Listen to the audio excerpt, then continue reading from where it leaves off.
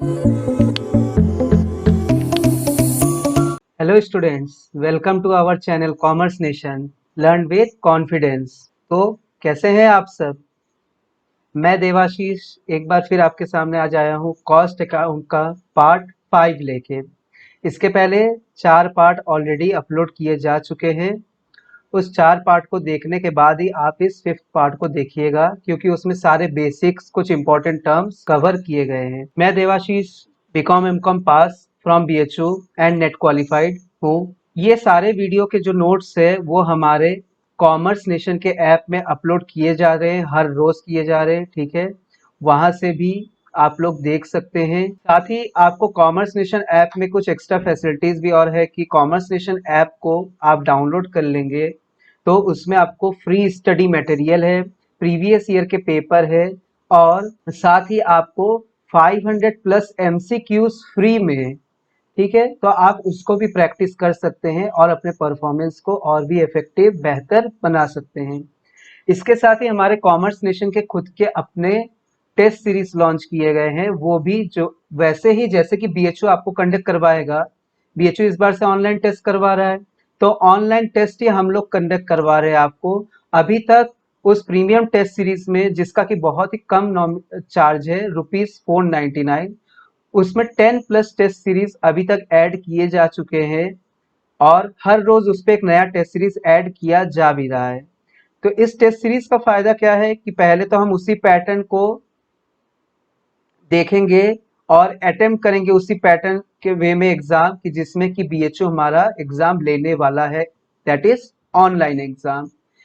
Extra facility क्या मिलेगा आपको इसमें कि आप एक टेस्ट पेपर को, एक टेस्ट सीरीज को 2 बार अटेम्प्ट कर सकते हैं। यानी कि मैंने अभी कहा कि 10 प्लस टेस्ट सीरीज है, तो एटलीस्ट हम 10 प्लस टेस्ट सीरीज मतलब हम 20 टाइम अटेम्प्ट कर पा रहे हैं उसको, टोटल टेस्ट सीरीज को, ठीक है। यानी कि आप बीकॉम एंट्रेंस में बैठने से पहले फ्रेंड्स और एमकॉम एंट्रेंस में बैठने से पहले फ्रेंड्स, आप 20 प्लस टाइम प्रैक्टिस करके जा रहे हैं अपने ही घर पे बैठ के, वो भी ऑनलाइन, ठीक है। तो कितना बड़ा बेनिफिट है ये आपके लिए, क्योंकि ऑनलाइन टेस्ट सीरीज को देने का ये फायदा सबसे होता है कि एक तो आप अपने परफॉर्मेंस को देख पा रहे हैं, दूसरा जो आपका टाइम मैनेजमेंट बहुत इंपॉर्टेंट होता है ऑनलाइन टेस्ट सीरीज में, क्योंकि कब टाइम निकल जाता है ऑनलाइन में ये नहीं पता चलता है।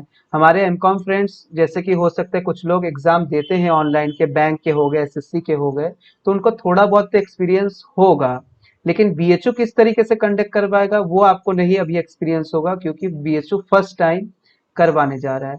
और हमारे जो बीकॉम के फ्रेंड्स हैं वो तो ऑब्वियस सी बात है, हमें नहीं लगता है कि वो अभी तक ऑनलाइन टेस्ट कभी दिए भी होंगे किसी एग्जाम के, ठीक है। तो आप सभी फ्रेंड्स के लिए बहुत ही इंपॉर्टेंट है कि ऑनलाइन टेस्ट हम हर रोज प्रैक्टिस करें और ऑनलाइन टेस्ट सीरीज के मदद से हम अपने परफॉर्मेंस को और भी बेहतर बना सकते हैं। तो इसीलिए आप लोग ऑनलाइन प्रीमियम टेस्ट सीरीज देना स्टार्ट कर दें। इसके साथ एक एक्स्ट्रा फैसिलिटी और भी है कि 10 प्लस टेस्ट सीरीज तो है ही, ऐड भी किया जा रहा है, प्लस जो प्रीमियम टेस्ट सीरीज को परचेस करेगा उसमें 2000 प्लस एमसीक्यूज फ्री में दिए जाएंगे आपको। वो बिल्कुल फ्री होगा, उसके लिए कोई भी एक्स्ट्रा चार्जेस नहीं लिए जा रहे हैं। ओके फ्रेंड्स, तो उम्मीद करते हैं कि आप लोग अपने पढ़ाई को, अपने स्टडी को बेहतर बना रहे हैं, बेहतर कर रहे हैं अपने परफॉर्मेंस को, और जरूर से आप लोग सफलता पाएंगे, सक्सेस होंगे आप लोग बीकॉम फ्रेंड्स, बीकॉम में, एमकॉम वाले एमकॉम में। तो हम लोग शुरू करते हैं। शुरू करने से पहले फ्रेंड्स मैं एक बात और छोटा सा आपको बताना चाहता हूँ कि हमारे वीडियो को आप लाइक ज़रूर करें, ठीक है। इस चैनल को शेयर करें, सब्सक्राइब करें, ताकि उन बच्चों तक भी ये वीडियो पहुँचे जो लोग तैयारी नहीं कर पा रहे हैं, ठीक है।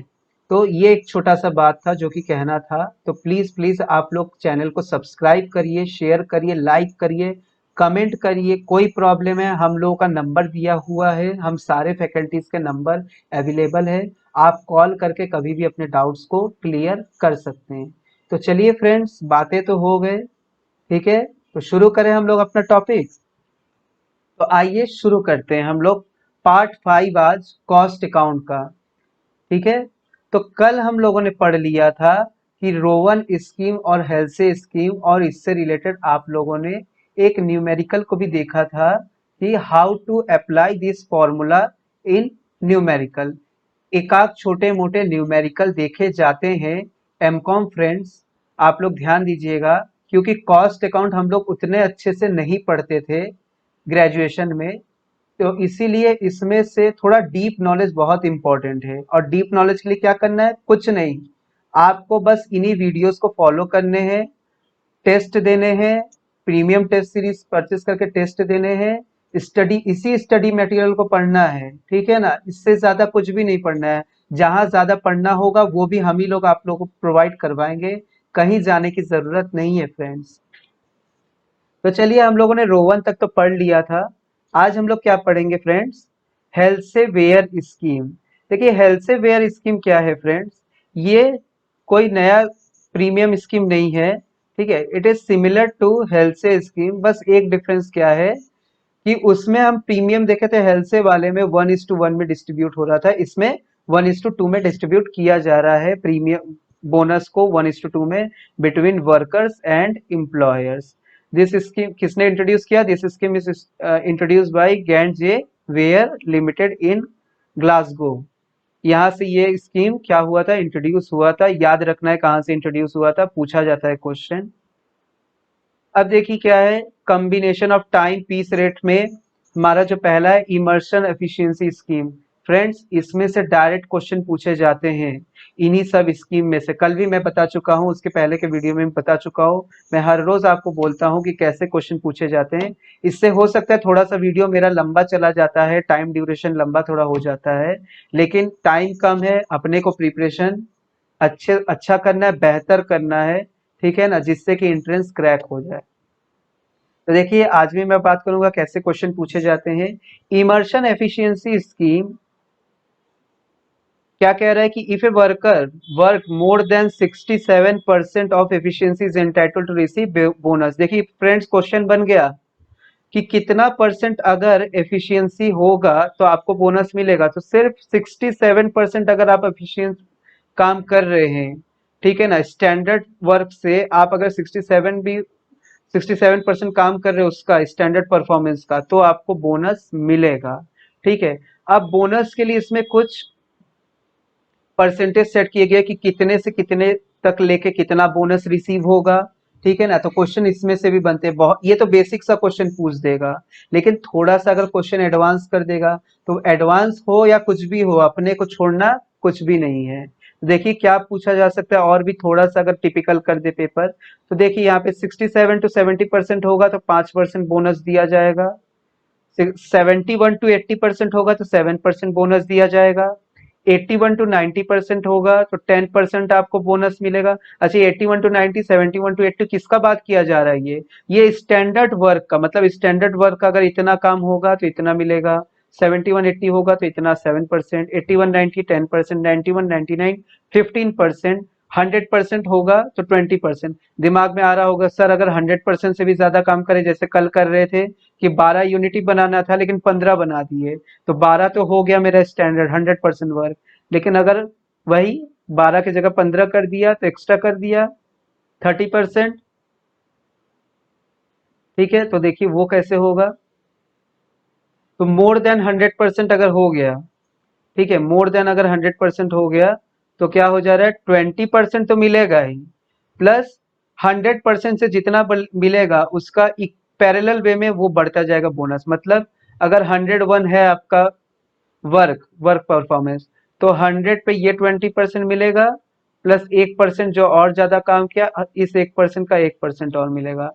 उसी तरीके से अगर 102 है तो 100 पे 20% तो मिलेगा ही, और 2% पे, मतलब 100 तक क्या देखा जा रहा है, 20%। उसके बाद जितना इंक्रीज काम का उतना ही इंक्रीज बोनस परसेंटेज का भी फ्रेंड्स, ठीक है, समझ में आ गया होगा। बस ये स्केल याद रखना है, कितने परसेंट से कितने तक कितना बोनस मिलेगा, क्वेश्चन इसी में से बनते हैं, ठीक है। चलिए आगे बढ़ते हैं फ्रेंड्स। पॉइंट स्कीम में एक है बेडक्स स्कीम। बेडक्स स्कीम देखिए, इसमें से बहुत ज्यादा क्वेश्चन नहीं पूछा जाता है फ्रेंड्स इन इन चीजों में से, लेकिन मे भी चांसेस तो है ना जिसमें से क्वेश्चन नहीं पूछा गया है, या जो नया पॉइंट है क्वेश्चन नए बनने के चांसेस उसी में से रहते हैं। तो क्यों इसको छोड़े, पढ़ ले इन सबों को भी। तो each minute of standard time is called Bedaux. तो स्टैंडर्ड टाइम को ही किससे रिप्रेजेंट किया गया है, बेडक्स नाम से रिप्रेजेंट किया गया है। Work beyond 60 B get bonus equal to 60 B, एक ये पॉइंट का बात कर रहा है, तो कि 60 पॉइंट तक हम अगर काम करेंगे तो हमको 75% ऑफ टाइम वेज का बोनस मिलेगा। हाइनास स्कीम क्या है, ये भी है सिमिलर टू बेडक्स का ही, लेकिन बोनस इसमें कितना मिलेगा, इसमें 75% है और इसमें 50% मिलेगा। ओके फ्रेंड्स, ठीक है। तो कितना किस में मिलेगा, बहुत ही अच्छे से उसको पढ़िए, क्वेश्चन अटेम्प्ट करिए। क्वेश्चन अटेम्प्ट करना बहुत इंपॉर्टेंट है। 2000 एमसीक्यूज जो दिए जा रहे हैं प्रीमियम टेस्ट सीरीज में, उसमें ऐसे क्वेश्चन आपको दिखेंगे, अच्छे अच्छे क्वेश्चन लेवल के, उसमें प्रैक्टिस होगा तो भूलने का कोई चांस ही नहीं है। उसके बाद है Gantt task bonus scheme. Gantt task bonus scheme क्या कहता है फ्रेंड्स, कि आउटपुट अगर बिलो है स्टैंडर्ड की, ये एरो मैंने आपको रिप्रेजेंट किया बिलो, ये इक्वल टू स्टैंडर्ड, ये out when output is greater than standard या हायर देन स्टैंडर्ड। तो when output is less than standard तो गारंटेड टाइम रेट, जितना गारंटी किया गया है कि टाइम रेट इतना है, एक स्टैंडर्ड टाइम रेट कितना आपको दिया जाएगा, जितना गारंटी है वो मिलेगा अगर आपका वर्क बिलो स्टैंडर्ड है। अगर इक्वल टू स्टैंडर्ड है तो टाइम रेट तो मिलेगा ही मिलेगा, साथ साथ बोनस मिलेगा 20%। मतलब अगर आप स्टैंडर्ड तक पहुंच गए, आपको टाइम रेट के साथ 20% का बोनस भी मिलेगा। और अगर आउटपुट बढ़ गया स्टैंडर्ड से हायर हो गया हमारा आउटपुट, तो high piece rate that is 20% of time rate. Sir मतलब क्या कह रहे हैं, इधर भी आप बोल रहे हैं कि टाइम रेट प्लस उसका 20%, ठीक है, और इधर भी आप कह रहे हैं, इधर भी आप कह रहे हैं कि टाइम रेट का ही 20%, ठीक है। तो कैसे, मतलब इसको हम लोग कैसे समझेंगे। तो फ्रेंड्स हम क्या कहना चाह रहे हैं कि इसमें 20% को ऐड करके तब दिया जाएगा। मतलब अगर 100% है तो 120% ये चीज, इसमें क्या है, टाइम रेट 2 रुपए है तो 2 रुपए तो दिया जाएगा, फिर इस 2 रुपए का 20% निकाल के तब दिया जाएगा ये। और इसमें कैसे मिलेगा, इसमें आपको मिल जाएगा पूरा 120% के हिसाब से बोनस दिया जाएगा, ये डिफरेंस है। समझ में आया फ्रेंड्स, ये चीज बताया जा रहा है इसमें। पार्ट प्रीमियम मेथड, तो आपको क्या पूछेगा, देखिए गैंट टास्क में क्वेश्चन कैसे पूछेंगे कि अगर बिलो स्टैंडर्ड है तो क्या मिलेगा, गारंटेड टाइम रेट, अगर इक्वल टू है तो 20% मिलेगा बोनस, अबव है तो 120, मतलब 120% ये हो जा रहा है, ठीक है ना। हाई पीस रेट मतलब 120% के हिसाब से रेट चार्ज करके दिए जाएंगे, इसी में से ऐसे ही क्वेश्चन पूछे जाएंगे, ठीक है friends. Barth premium method, Barth premium method क्या है, total wages is equal to under root time taken multiplied by standard time multiplied by 100, ठीक है। क्वेश्चन अगर न्यूमेरिकल एक छोटा सा आ भी गया तो टाइम टेकन दिया होगा, वन लाइनर क्वेश्चन आएंगे फ्रेंड्स, बहुत ज्यादा टेंशन लेने वाला बात नहीं है। अगर क्वेश्चन आता भी है एकदम वन लाइनर क्वेश्चन आएगा, बस पुट करना है, वैल्यू को इसी में रखना है, अंडर रूट निकाल देना है, ठीक है। मेरिक डिफरेंशियल रेट सिस्टम, ये जो जितने भी नोट्स आप लोगों को कॉमर्स नेशन से दिए जा रहे हैं फ्रेंड्स, जितने भी वीडियो आप लोग देख रहे हैं फ्री में अवेलेबल है सभी आप फ्रेंड्स के लिए, ये नोट्स फ्रेंड्स हम लोगों ने बहुत ही एनालाइज करके, बहुत ही रिसर्च करके इन सारे नोट्स को फॉर्म किया, सिर्फ और सिर्फ आप लोगों के लिए, कि आप लोगों का सिलेक्शन बहुत ही अच्छे नंबर से, बहुत ही अच्छे मेरिट के साथ हो। तो इसीलिए बहुत ही ध्यान से इस वीडियो को देखिए, जहां ना समझ में आए वीडियो को पॉज करिए, फिर से रिवाइंड करके उसको वापस से देखिए, जरूर समझ में आएगा। Merit differential rate scheme, up to 83% of efficiency no bonus is paid, यही पूछा जाता है कि मेरिट पीस रेट इसके डिफरेंशियल रेट स्कीम में 83% तक क्या बोनस दिया जाएगा, नहीं दिया जाएगा। और जब 83 से जब एक्सीड करेगा तब वो बोनस दिया जाएगा। मतलब 83 टू 100% अगर मेरा वर्क है तो 110% ऑफ नॉर्मल रेट दिया जाएगा, और अगर 100% से एक्सीड कर रहे तो 120% नॉर्मल रेट का ही 120% दिया जाएगा हमको। ओके फ्रेंड्स, तो ये याद रखना, ये स्केल कहाँ से कहाँ तक कितना कितना पेड किया जाएगा, 83% पे कुछ नहीं दिया जाएगा, इस पे 110, 100% पे 120%। ओके फ्रेंड्स, चलिए आगे बढ़ते हैं। ऑपरेटिंग कॉस्ट, फ्रेंड्स हम लोगों ने पढ़ा था ना कि ऑपरेटिंग कॉस्ट कहाँ यूज होते हैं, जो लोग सर्विस प्रोवाइड करते हैं, railway, bus service, telephone, okay. उसी तरीके से पोस्टल सर्विस, ये लोग कौन सा सर्विस फॉलो करते हैं? ऑपरेटिंग कॉस्टिंग, ठीक है। तो जैसे कि हम यहाँ पे एक एग्जांपल लेके समझाएं कि ऑपरेटिंग कॉस्टिंग का ही एक देखिए फॉर्मूला होता है टोटल किलोमीटर। जैसे हम बस का एग्जांपल लेके यहाँ पे बात किए हैं कि टोटल किलोमीटर बराबर कैसे निकलेगा? टोटल किलोमीटर का फॉर्मूला क्या है? नंबर ऑफ बस multiplied by number of days operated. कितने बस है हमारे पास, कितने दिन वो बस चल रहा है एक स्पेसिफाइड टाइम पीरियड में, जिस भी टाइम पीरियड को लेके हम निकालना चाह रहे total kilometre, multiplied by number of trip, उस स्पेसिफाइड टाइम पीरियड में कितना ट्रिप उसने लिया, ठीक है, मल्टीप्लाइड बाय किलोमीटर, कितना किलोमीटर चला, मल्टीप्लाइड बाय 2। अच्छा, ये मल्टीप्लाइड बाय 2 क्यों किया? ये भी दिमाग में थोड़ा आ रहा होगा कि ये 2 कहाँ से आया। किलोमीटर समझ में आया, नंबर ऑफ ट्रिप भी आ गया, ऑपरेटेड भी आ गया कि कितना ऑपरेट करा उसको रखेंगे, नंबर ऑफ बस भी आ गया समझ में। टू मतलब, टू मतलब फ्रेंड्स, अगर बस जाएगा या कोई भी कन्वेंस जाएगा तो वो रिटर्न भी तो करेगा, इसीलिए मल्टीप्लाई करना है इसको 2 से, ठीक है। तो 2 से मल्टीप्लाई करना नहीं भूलना है अगर वन लाइनर क्वेश्चन आता है न्यूमेरिकल। उसके बाद सेकंड क्या है कि टोटल किलोमीटर निकालने के बाद हम लोगों को निकालना पड़ता है टोटल पैसेंजर किलोमीटर। तो total passenger kilometre is equal to total kilometre multiplied by total passenger travelled उस स्पेसिफाइड टाइम पीरियड में। ओके फ्रेंड्स, अब देखिए इसमें पावर हाउस वाले कैसे अपने कॉस्ट को डिटरमाइन करते हैं। ये लोग पर किलोवाट के हिसाब से, पर किलोवाट आवर के हिसाब से अपने कॉस्ट को डिटरमाइन करते हैं। होटल वाले, ये लोग भी सर्विस देते हैं, मैंने कहा ना ऑपरेटिंग कॉस्ट मतलब जो लोग सर्विस प्रोवाइड कर रहे हैं आपको। होटल वाले रेंट पर रूम के हिसाब से अपना कॉस्ट डिटरमाइन कर रहे हैं। कैंटीन वाले सेल ऑफ पर मील के हिसाब से। Hospital cost per patient day के हिसाब से। समझ में आ रहा है फ्रेंड्स? समझ में आ रहा है तो लाइक करें वीडियो को, कमेंट जरूर करिए कि आपको समझ में आ रहा है कि नहीं, और जहां प्रॉब्लम है उसको भी कमेंट करिए आप लोग। इतने चीजों को हम लोगों ने पढ़ा, तो अब आगे देखते हैं और क्या है। देखिए ओवरहेड, इस ओवरहेड का मतलब क्या होता है? जितने भी हमारे इनडायरेक्ट चीजें एक्सपेंसेस होते हैं, ठीक है ना, whether it is a indirect material expenses, indirect wages expenses, indirect other expenses, तो और जितने मतलब इनडायरेक्ट एक्सपेंसेस को हम लोग कहते हैं ओवरहेड, ठीक है फ्रेंड्स। तो overhead is related to indirect, देखिए मैंने यहाँ पे लिख दिया है indirect material, indirect wages, indirect expenses. Question क्या पूछता है कि ओवरहेड इंक्लूड, तो आपको ऑप्शन में दे देगा indirect material, indirect wages, indirect expenses. अब इसी में से कुछ ऐसा भी दे देगा जो कि डायरेक्ट एक्सपेंसेस है। अब बीच में अगर हम लिख दे इसमें कि indirect material, indirect wages, direct expenses, तो direct expenses it is not our part of overhead. तो इनडायरेक्ट एक्सपेंसेस आएंगे, इनडायरेक्ट वेजेस आएंगे, इनडायरेक्ट मटेरियल, इतने ही चीजें ओवरहेड में आएंगे। क्वेश्चन इसी में से पूछा जाता है। अच्छा, ओवरहेड को क्लासिफाई किया गया है दो पार्ट्स में। Overhead are classified on the basis of following basis, on the basis of functional analysis, on the basis of behavioural analysis. Functional analysis के अकॉर्डिंग इसमें कौन कौन से ओवरहेड होते हैं फंक्शनल एनालिसिस में? Manufacturing overhead, production and factory overhead, administration overhead, selling and distribution overhead, research and development overhead. ये सारे के सारे ओवरहेड फ्रेंड्स फंक्शनल एनालिसिस से है।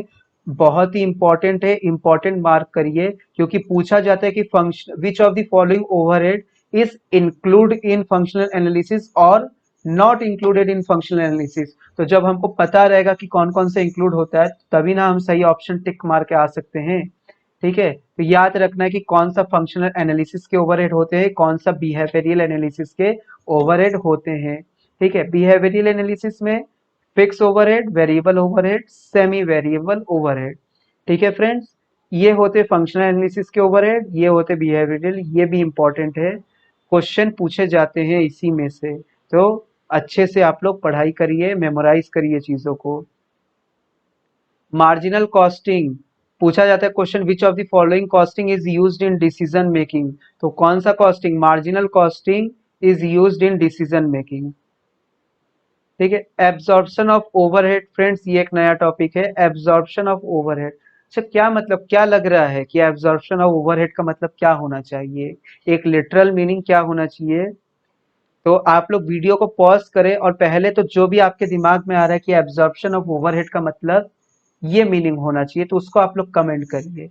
तब उसके बाद आके फिर से वीडियो को देखें और देखिए कि क्या आपने जो बताया वो सही है कि नहीं।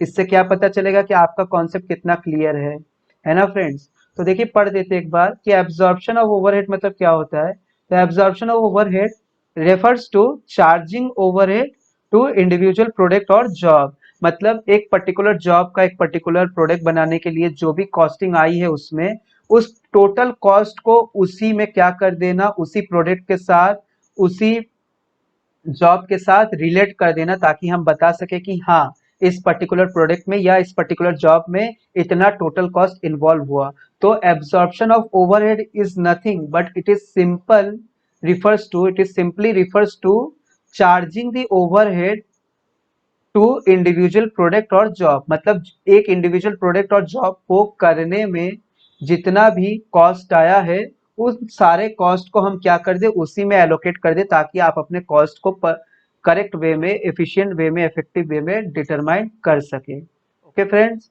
देखिए क्या दिया हुआ है। Machine hour rate is a method. ये जो इंपॉर्टेंट पॉइंट्स मैंने हाईलाइट किए हैं, ये इससे डायरेक्ट क्वेश्चन पूछे जाते हैं फ्रेंड्स। इन सब पॉइंट्स से में से भी इन सब पॉइंट्स में से भी पूछे जाते हैं डायरेक्ट क्वेश्चन, तो ध्यान से देखिए। Machine hour rate is a method of payment of factory expenses. तो फैक्ट्री एक्सपेंसेस पेमेंट के लिए ये एक मेथड है, ठीक है। तो क्वेश्चन पूछेगा तो आपको समझ में आ रहा होगा क्या पूछेगा, कि पेमेंट फैक्ट्री एक्सपेंसेस पे करने का एक कौन सा मेथड है। तो मशीन आवर रेट एक मेथड है जिससे फैक्ट्री एक्सपेंसेस का पेमेंट किया जाता है। एक होता है मैन्युफैक्चरिंग ओवरहेड। इसको किससे चार्ज करेंगे हम लोग, फैक्ट्री ओवरहेड से कि सेल से चार्ज करेंगे कि किससे चार्ज करेंगे। तो manufacturing overhead are charge to production, production से चार्ज करेंगे। प्रोडक्शन कॉस्ट में ही मैन्युफैक्चरिंग ओवरहेड को हम लोग एलोकेट करेंगे फ्रेंड्स। ठीक है, समझ में आ रहा है। अब ये जो वन लाइनर पॉइंट्स है फ्रेंड्स, इसको हम लोग क्या होता है कि पढ़ते तो है लेकिन क्या है, भूल जाते हैं। क्योंकि जो चीजें बहुत अच्छे से हाईलाइट किया हुआ है टॉपिक के साथ, ठीक है, तो वो तो याद रहेगा, लेकिन ये पता चला कि पढ़ा भूल गया। और क्वेश्चन इसमें से आने के 100% चांस रहते हैं, आ चुके हैं। आप लोग प्रीवियस ईयर के पेपर उठा के चेक कर सकते हैं, और चांसेस भी है इस बार आने के। तो ये कैसे याद होगा, जब हम अटेम्प्ट करेंगे, टेस्ट सीरीज अटेम्प्ट करेंगे बार बार, तभी ना प्रैक्टिस हो पाएगा। जहां 2000 टेस्ट सीरीज दिया गया है उसको प्रैक्टिस करिए, 500 टेस्ट सीरीज ऑलरेडी फ्री है उसको प्रैक्टिस करिए। तो तभी ना, जब बार बार एक ही चीज को देखेंगे तो आपका क्वेश्चन गलत होगा क्या, नहीं गलत होगा।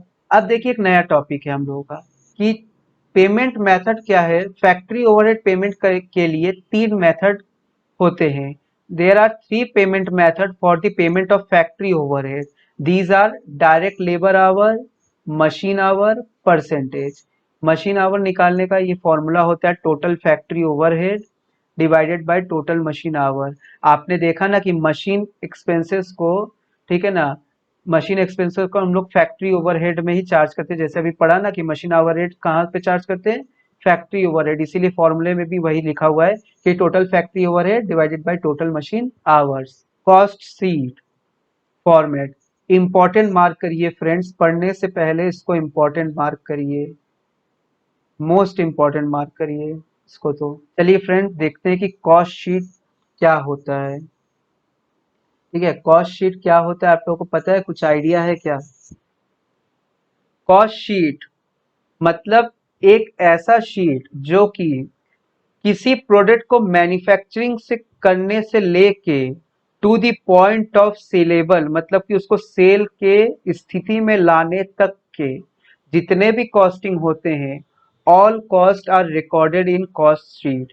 Means cost sheet record all cost from the point of manufacturing to point of manufacturing से लेके पॉइंट ऑफ सेल तक जितने भी कॉस्ट आएंगे, उन सभी कॉस्ट को हम लोग किस में रिकॉर्ड करते हैं, कॉस्ट शीट में। ठीक है, मतलब एक बात तो समझ में क्लियर हो गया होगा, समझ में आ गया होगा कि इसमें डायरेक्ट और इनडायरेक्ट कॉस्ट दोनों आएंगे।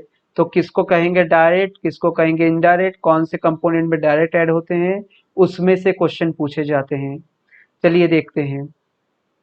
सबसे पहले opening stock of raw material plus करेंगे purchase of raw material plus करेंगे डायरेक्ट एक्सपेंसेस माइनस कर देंगे closing stock of raw material, तो क्या आएगा कॉस्ट ऑफ मटेरियल कंज्यूम। ये फॉर्मूला तो आप लोगों को पता होगा क्योंकि 11th अकाउंट्स में हम लोग पढ़ते हैं कि cost of material consume, cost of goods consume, ठीक है, उसका फॉर्मूला क्या होता है। तो ये तो बेसिक फॉर्मूला है, पता होगा आप लोगों को कि कॉस्ट ऑफ मटेरियल कंज्यूम ये होता है। प्लस कर देंगे उसमें अगर डायरेक्ट एक्सपेंसेस और डायरेक्ट लेबर चार्जेस को, तो आ जाएगा प्राइम कॉस्ट। तो क्वेश्चन क्या बनता है फ्रेंड्स, देखिए कि प्राइम कॉस्ट में कौन सा कॉस्ट आता है, तो इंक्लूड क्या, इंक्लूड रॉ मटेरियल परचेस किया, ओपनिंग स्टॉक है, माइनस किया क्लोजिंग स्टॉक, मतलब include raw material plus all direct expenses, ठीक है ना, जितने भी ऑल डायरेक्ट एक्सपेंसेस है उन सबों को, मतलब प्राइम कॉस्ट में सिर्फ डायरेक्ट एक्सपेंसेस आएगा। पूछेगा कि prime cost include indirect expenses, direct expenses both, none of this, तो it include direct cost plus factory overhead. Prime cost में जब हम फैक्ट्री ओवरहेड कह ले या वर्क ओवरहेड कह रहे, या हम लोग फैक्ट्री ऑन कॉस्ट कह ले, या तो हम लोग वर्क ऑन कॉस्ट कह ले, इन सब को जोड़ेंगे। इन सब को जोड़ने के बाद आप फिर से जोड़ेंगे opening stock of work in progress minus closing stock of work in progress, तो आएगा क्या, वर्क कॉस्ट आएगा, फैक्ट्री कॉस्ट आएगा। एक एक कंपोनेंट इंपॉर्टेंट है फ्रेंड्स। पूछेगा फैक्ट्री कॉस्ट किनको ऐड करने के बाद आता है, तो प्राइम कॉस्ट में फैक्ट्री ओवरहेड को ऐड करने के बाद, opening stock of work in progress को ऐड करने के बाद, closing stock of work in progress को ऐड करने के बाद आता है वर्क कॉस्ट। पूछ अगर दिया ऐसे बीच में से उठा के कि opening stock of work in progress को हम लोग क्या करते हैं फैक्ट्री कॉस्ट निकालते समय, तो इसको ऐड करते हैं, है ना, ऐसे क्वेश्चन पूछे जाते हैं। अब वर्क कॉस्ट तो आ गया, उसमें जब हम अपने ऑफिस एंड एडमिनिस्ट्रेशन ओवरहेड को जोड़ते हैं, तो इसमें क्या आता है, कॉस्ट ऑफ प्रोडक्शन आएगा। तो कॉस्ट ऑफ प्रोडक्शन किसको जोड़ने पे आया फ्रेंड्स, आप लोग बोलिए। कॉस्ट ऑफ प्रोडक्शन, सुनना नहीं है, जो बोल रहा हूं मैं उसको आप लोगों को भी, जहां से भी आप लोग देख रहे हैं, घर पे बैठ के मोबाइल से देख रहे हैं या लैपटॉप से देख रहे हैं, तो आप लोग भी तुरंत बोलिए कि कॉस्ट ऑफ प्रोडक्शन कैसे आएगा फ्रेंड्स, वर्क कॉस्ट में ऑफिस एंड एडमिनिस्ट्रेशन ओवरहेड को ऐड करने के बाद। ठीक है, बार बार इसको रिपीट करिए कि वर्क कॉस्ट में ऑफिस एडमिनिस्ट्रेशन ओवरहेड ऐड किया तो कॉस्ट ऑफ प्रोडक्शन आ गया। अब इस कॉस्ट ऑफ प्रोडक्शन में क्या ऐड करें हम लोग, फिर opening stock of finish goods minus closing stock of finish goods, तो क्या आ जाएगा, कॉस्ट ऑफ गुड्स सोल्ड। तो कॉस्ट ऑफ गुड्स सोल्ड कैसे आया फ्रेंड्स, कि कॉस्ट ऑफ प्रोडक्शन में जब opening stock of finish goods add किया और closing stock of finish goods को लेस कर दिया, तो कॉस्ट ऑफ गुड्स सोल्ड आ गया। कॉस्ट ऑफ गुड्स सोल्ड में जब आप सेलिंग और डिस्ट्रीब्यूशन ओवरहेड ऐड करेंगे, तो क्या आ जाएगा फ्रेंड्स, कॉस्ट ऑफ सेल्स आ जाएगा। ओके फ्रेंड्स, तो कॉस्ट ऑफ सेल्स कैसे आया, कॉस्ट ऑफ गुड्स सोल्ड में सेलिंग डिस्ट्रीब्यूशन ओवरहेड को ऐड करने के बाद। जब आपका ये कॉस्ट ऑफ सेल्स आ जाता है फ्रेंड्स, तो अभी हम लोग कॉस्ट शीट का फॉर्मेट भी देखेंगे, एक एकदम टेबुलर फॉर्म में। ये तो याद करने के लिए आप लोगों के लिए एकदम इजी वे में मैंने लिख दिया है। अब इसका जो एक्चुअल फॉर्मेट होता है वो भी मैं आपके सामने प्रेजेंट कर दूंगा, ठीक है। इस कॉस्ट ऑफ सेल्स में जब आप ऐड करेंगे, इसमें जब आप ऐड करेंगे प्रॉफिट परसेंटेज को, प्रॉफिट परसेंटेज को जब आप ऐड करेंगे, तो आएगा फ्रेंड्स क्या, ये आपका आ जाएगा प्राइस ऑफ गुड्स, और कह ले इसी को अदर टर्म में सेलिंग प्राइस ऑफ गुड्स आ जाएगा। ठीक है फ्रेंड्स, कॉन्सेप्ट क्लियर हुआ, कैसे क्वेश्चन पूछा जाएगा ये आप लोगों ने देखा समझा, हर एक पॉइंट पे मैंने बताया कि कैसे क्वेश्चन पूछे जाते हैं। कितनी तैयारी तो ऐसे ही हो जाएगी अगर आप वीडियो को सुन लेंगे, आपको कितना आइडिया ऐसे ही हो जा रहा है कि किस तरीके से क्वेश्चन पूछे जाएंगे। ओके फ्रेंड्स, अगले पार्ट में हम लोग देखेंगे कि कुछ और इम्पोर्टेंट टॉपिक को, साथ ही इसको भी देख लेंगे हम लोग कि कॉस्ट शीट का एक टेबुलर फॉर्म में फॉर्मेट को भी हम लोग देख लेंगे। ठीक है फ्रेंड्स, तो थैंक यू फ्रेंड्स।